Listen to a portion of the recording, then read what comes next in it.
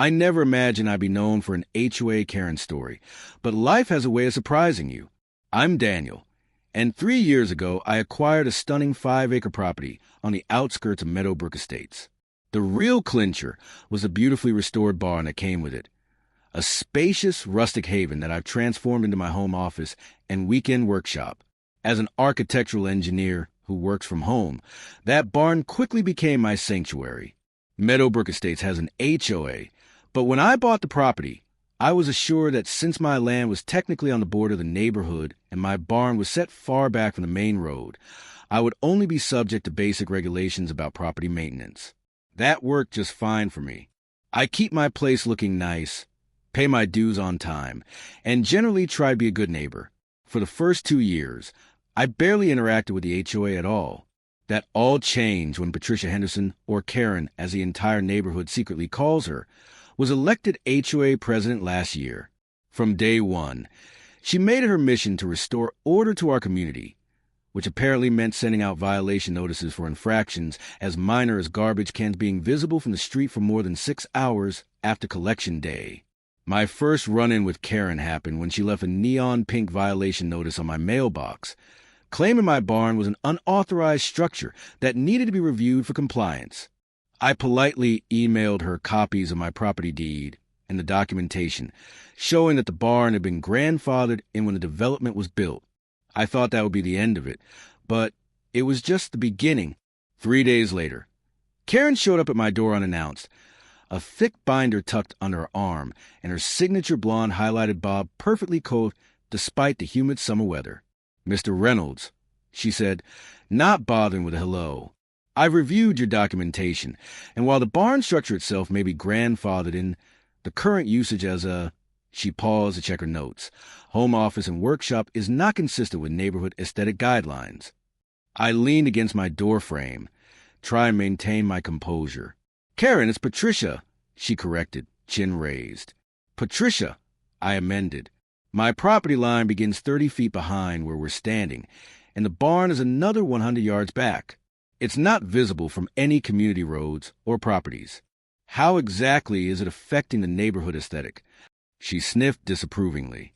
"Regardless of visibility, all structures within the Meadowbrook Estate zone must adhere to our guidelines. I'll need to inspect the interior to ensure compliance." I politely but firmly declined a request for an inspection, citing the clear language in the HOA bylaws that limited their jurisdiction to external appearances only. Karen left in a huff, warning me that this wasn't over. Over the next few months, I received violation notices. Everything from the height of my grass, which was perfectly within regulation, to the unauthorized vegetation in my garden. Wildflowers native to our region that attracted beneficial pollinators. Each time I calmly responded with documented proof that I was within compliance, and each time Karen seemed to get more frustrated. Then came the annual Meadowbrook Estate Summer Gala. Traditionally, this event had been held at the community clubhouse, but renovations had made that impossible.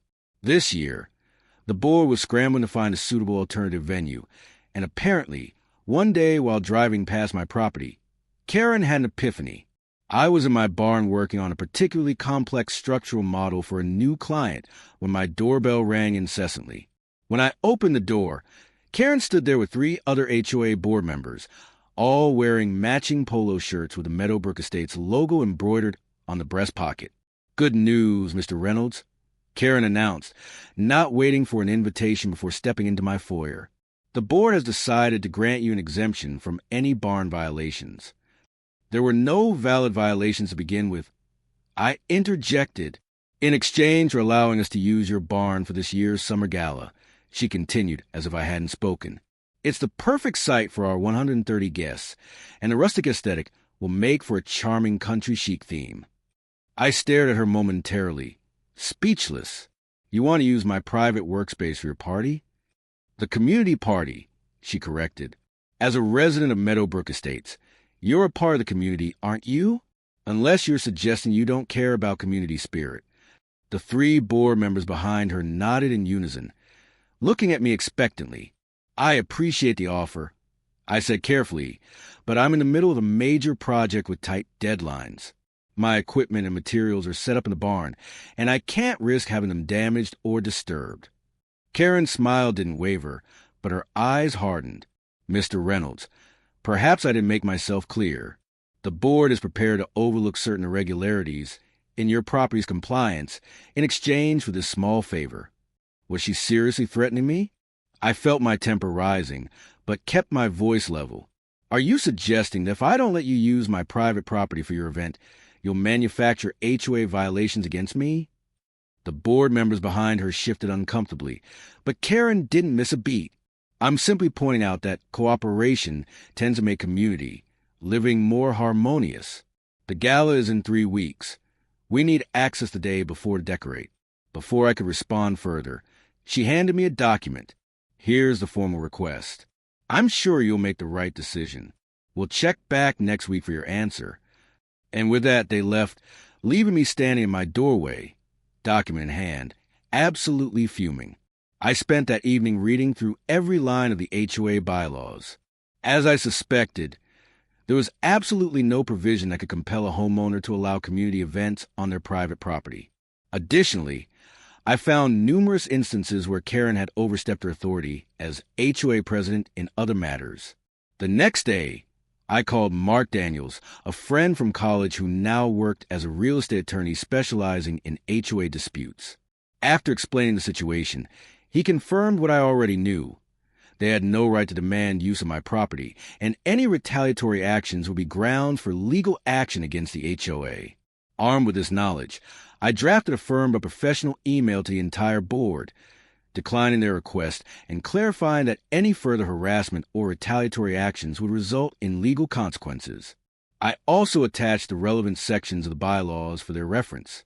The response came not by email, but in person when Karen showed up at my door again 2 days later. Mr. Reynolds, she said, her voice sickly sweet. I think there's been a misunderstanding. No one is threatening you.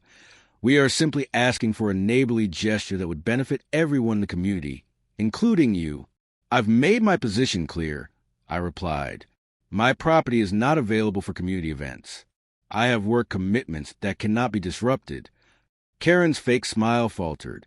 You know, several neighbors have complained about the noise coming from your barn. Power tools after 6 p.m., hammering on weekends. It's very disruptive. This was a blatant lie.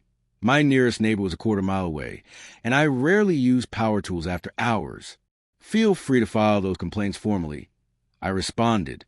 I'll be happy to address them through the proper channels. Now, if there's nothing else, the gala planning committee will be very disappointed, she interrupted. We've already started designing invitations with your barn as the featured venue. I raised an eyebrow. That sounds like a planning error on your part, not a problem on mine. Karen's pleasant facade cracked. Listen here, Mr. Reynolds. One way or another, that barn will host our gala. I suggest you reconsider your position before things get unpleasant. And with that thinly veiled threat, she turned on her heel and stalked back to her luxury SUV. The following week was relatively quiet, and I thought perhaps Karen had given up and found another venue. I should have known better. On Thursday afternoon, I received an email from the HOA with the subject line, Notice of Emergency Board Meeting Resolution Passed. Curious and more than a little concerned, I opened it immediately. The email stated that due to urgent community needs, an emergency board meeting had been held without notice to general members, which was against the bylaws, and a special resolution had been passed allowing the HOA to temporarily repurpose common areas and adjacent structures for community events. The kicker? They had arbitrarily redefined the border of my property. Ty claimed that my barn was partially on land that was technically a common area easement. This was complete fiction, but they had attached a crudely edited plot map as evidence. I immediately called Mark, who was as outraged as I was. This is completely illegal, he assured me. They can't redefine property lines, and they certainly can't hold emergency meetings without proper notice to manipulate bylaws. Don't worry, we'll shut this down. Mark drafted a cease and desist letter that afternoon, which I hand-delivered to each board member's house. Karen wasn't home when I stopped by, so I left it in her mailbox. The next morning, I woke up to the sound of vehicles on my property. Looking out my window, I saw 3 cars parked near my barn and several people, including Karen, unloading boxes and decorations. I threw on some clothes and rushed out, cease and desist letter in hand. "What do you think you're doing?" I demanded as I approached the group. Ken turned to me with a triumphant smile. "Setting up for the gala, of course. Didn't you get the notice?" The board vote was unanimous. "I also sent you a cease and desist letter from my attorney," I replied, holding up a copy. "You are trespassing on private property, and I'm asking you to leave immediately." Karen waved dismissively. "Your threats don't scare me, Mr. Reynolds. The revised easement clearly shows." "The revised easement is a fraudulent document," I interrupted. "You can't just redraw property lines because it's convenient for you. Now, please remove yourselves and your belongings from my property before I call the police." One of the other volunteers, a middle-aged man I recognized as our neighborhood treasurer, looked uncomfortable. "Patricia, maybe we should discuss this further, if he has legal representation." "Oh, stop being so spineless, Jim," Karen snapped. "He's bluffing. No one's calling the police." I pulled out my phone. "Try me." "Go ahead," she challenged. "The police will side with the HOA. They always do." I started dialing, but Karen snatched a set of keys from one of the volunteers and marched toward my barn. "Let's get these decorations inside while Mr. Reynolds here wastes the police's time." To my horror, she produced a key that actually opened my barn door. Later, I would discover that she had convinced the neighborhood handyman, who had once helped me fix my garage door, to make a copy of my barn key under the pretense that I had authorized it for emergency HOA access. Before I could stop her, Karen and 2 other volunteers had entered my barn and began moving my equipment aside to make room for tables and decorations. I was livid, but knew I needed to handle this carefully. I finished dialing 911 and explained the situation calmly, making it clear that people were trespassing on my property and refusing to leave. While waiting for the police, I watched helplessly as more volunteers arrived and began transforming my workspace into a party venue. Karen directed everything with smug authority, occasionally glancing my way with a victorious smirk after what felt like an eternity, but was probably on about 20 minutes. I saw a police car pull up my driveway. Officer Rodriguez, a reasonable man I'd met once during a community safety meeting, approached me first. "Mr. Reynolds, we received a call about trespassers on your property." I explained the situation as clearly and calmly as I could, showing him my property deed, the cease and desist letter, and the fraudulent revised easement the HOA had created. Officer Rodriguez listened carefully, then nodded. "Let me speak with the other party." He approached Karen, who immediately launched into a theatrical explanation about community easements and HOA authority. I couldn't hear everything, but her voice grew increasingly shrill as Officer Rodriguez asked pointed questions. Finally, he returned to me. "Sir, I've informed Miss Henderson that this appears to be a civil matter regarding property boundaries. However, until that's resolved in court, the current deed and property records stand, which means this is your private property. They need to leave if you're asking them to." Relief washed over me. "Thank you, officer. Yes, I want them all to leave immediately." Officer Rodriguez turned to address the group, many of whom were now looking uncertain and embarrassed. "Folks, I need everyone to pack up and vacate this property now. This is privately owned land, and you don't have permission to be here." Most of the volunteers quickly began gathering their things, murmuring apologies as they hurried back to their cars. Karen, however, stood her ground. "This is ridiculous," she exploded. "We have every right to use this space." The board voted. "Ma'am," Officer Rodriguez said firmly, "the board can't vote to use someone else's private property without their consent. Now, please gather your belongings and leave, or you could be facing criminal trespassing charges." Karen's face turned an alarming shade of red. "This event is happening tomorrow. We have no other venue. 130 people are expecting." "That's not Mr. Reynolds' problem," Officer Rodriguez interrupted. "Please leave now." Fuming, Karen stormed past me toward her car, hissing as she passed. "This isn't over, not by a long shot." After everyone had left, Officer Rodriguez advised me to change my locks immediately and consider installing security cameras. I thanked him for his help, and he promised to file a report documenting the incident. That night, I called a 24-hour locksmith who came out and replaced all the locks on my barn. I also installed a simple security camera system that connected to my phone just to be safe. The next morning was Saturday, the day of the gala. I was working in my home office when my security camera alert pinged. Looking at my phone, I saw Karen and what appeared to be catering staff approaching my barn.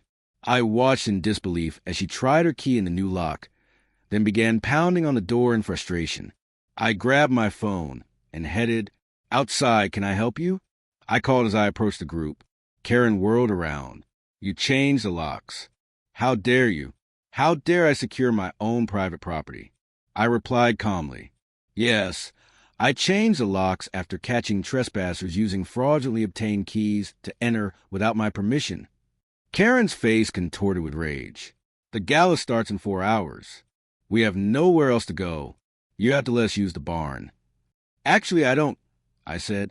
"And after yesterday's stunt, I'm even less inclined to help you. You'll regret this," she seethed. "I'll make sure of it." One of the catering staff cleared his throat awkwardly. Miss Henderson, we really need to know where to set up. We have ice sculptures melting in the truck." Karen ignored him, still glaring at me.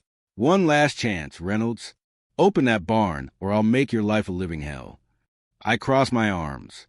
"Karen, Patricia, I have Officer Rodriguez's card right here in my pocket." I continued smoothly. Should I call him back out? I'm sure he'd be interested to hear about further harassment after yesterday's incident. The caterer stepped forward again. "Miss Henderson, seriously, we need a decision. We have 4 other events today." For a moment, I thought Karen might actually explode. Her face was purple, her fists clenched so tightly that her knuckles were white. Then, abruptly, she turned to the catering staff. "Set up in the cul-de-sac on Maple Drive," she ordered. "We'll have the gala in the street." The caterer blinked in surprise. "The street? But we need permits for that." "Just do it," Karen shrieked, causing the man to take a step back. I almost felt sorry for her as she stormed back to her car, shouting into her phone, presumably trying to notify a guest about the venue change. Later that afternoon, my doorbell rang again. I checked my security camera first. Fool me once and all that, and was surprised to see Jim, the HOA treasurer, standing alone on my porch looking nervous. I opened the door cautiously. "Hello, Jim."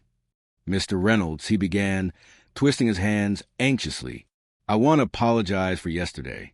I never would have been involved if I had known Patricia was lying about having permission to use your property." I nodded, appreciating his apology, but still wary. "The thing is," he continued, "the gala is happening in the Maple Drive cul-de-sac without permits, blocking several driveways. The police have been called, and it's a disaster." I raised an eyebrow. "I'm sorry to hear that, but I'm not sure what you expect me to do about it." Nothing," Jim said quickly. "That's not why I'm here. I came to let you know that the board is holding an emergency meeting tomorrow morning to address Patricia's conduct. Several members, myself included, feel her actions have exposed the HOA to significant legal liability. We've also discovered that this isn't the first time she's falsified documents." Now, he had my attention. "Go on. Would you be willing to attend a meeting and share your experience? I think it would help the board understand the severity of the situation." I agreed, and the next morning I arrived at the clubhouse conference room with Mark, my attorney, beside me. The room was packed with board members and several other homeowners who had apparently also had run-ins with Karen. Karen herself arrived late, looking significantly less put together than usual. When she saw me, she froze momentarily before plastering on a fake smile and taking her seat at the head of the table. Jim called the meeting to order and briefly explained why we were gathered. Then, one by one, homeowners stood to share their experiences with Karen's overreach, arbitrary rule enforcement, and in some cases, outright falsification.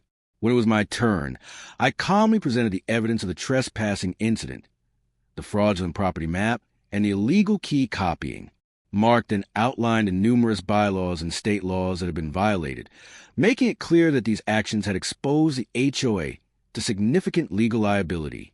Karen attempted to interrupt several times, but Jim firmly insisted that she would have her turn to speak after everyone else. By the time all the evidence had been presented, the atmosphere in the room was tense. Several board members were taking notes furiously, while others sat with expressions ranging from shock to fury. Finally, Jim turned to Karen. "Patricia, do you have anything to say in response to these allegations?" Karen stood, smoothing her skirt with trembling hands. "These are all misunderstandings and exaggerations. As HOA president, I have a responsibility to uphold community standards, which sometimes requires firm action. Perhaps I've been overzealous in some instances, but everything I've done has been for the good of Meadowbrook Estates." A board member named Susan spoke up, "Including falsifying property maps and making unauthorized copies of keys?" Karen's confidence visibly faltered. Those were exceptional circumstances. The gala is our most important annual event, and we had no alternative venue. "That's simply not true," Jim interjected. "I have emails proving you canceled our Riverside Community Center reservation 2 months ago, well before this alleged scheduling conflict even arose." A ripple of whispers swept the room as Karen's face drained of color. Mark leaned in. "Miss Henderson, my client has legitimate grounds for serious legal action against you personally and the HOA as a whole. However, he's prepared to hold off on litigation if we see decisive corrective measures today." All eyes turned to me, and I gave a firm nod in agreement. Jim cleared his throat and declared, "I move that we immediately pass a vote of no confidence in Patricia Henderson as HOA president, with her removal from the board effective at once." The motion was swiftly seconded, and when the vote was cast, the decision was unanimous. Even Karen's former allies had turned their backs on her. Rising to announce the result, Jim stated, "By unanimous vote and in strict accordance with Section 7.3 of our bylaws concerning gross misconduct, Patricia Henderson, you are hereby removed as president and board member of the Meadowbrook Estates Homeowners Association. Please surrender your HOA records, keys, and access card before you depart." Karen sat frozen, her mouth opening and closing in disbelief as the reality of the moment sank in. Then, with a strangled cry of outrage, she sprang to her feet, her chair toppling behind her. "You can't do this to me," she shrieked, her meticulously maintained composure shattered. "I built this community. None of you appreciate how hard I worked. This is nothing short of mutiny." As security escorted a still screaming Karen from the building, I caught her final, seething declaration. "I've been president for 5 years. 5 years. You'll regret this, all of you." And just like that, she was gone, leaving behind only the echo of her threats and the satisfying silence of justice finally being served.